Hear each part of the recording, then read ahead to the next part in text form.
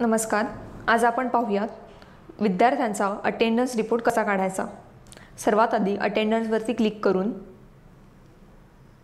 रिपोर्टवरती click करायचं.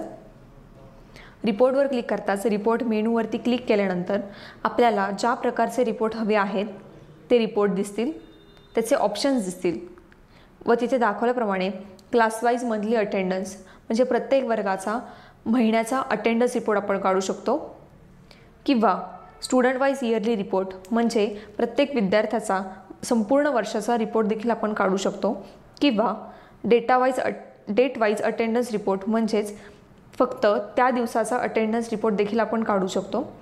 तर इथे दाखवल्याप्रमाणे मी class wise monthly attendance select करत आहे. Class wise monthly attendance select केल्यानंतर आपल्याला ज्या वर्गाची अटेंडन्स रिपोर्ट काढायचा आहे तो वर्ग सिलेक्ट करायचा आहे. तो वर्ग सिलेक्ट करताच इथे दाखवल्याप्रमाणे ज्या महिन्याची अटेंडन्स रिपोर्ट काढायची आहे तो महिना सिलेक्ट करायचा आहे व डाउनलोड रिपोर्टवरती क्लिक करताच रिपोर्ट डाउनलोड होईल.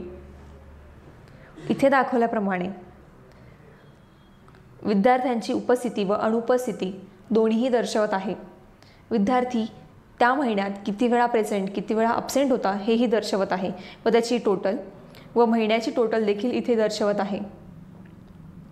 व इथे दाखवल्याप्रमाणे विद्यार्थ्याचे वय आणि कास्ट या दोन्हीही गोष्टी इथे दाखवत आहेत, ज्यामुळे आपला वेळ अति जास्त प्रमाणात वाचतो.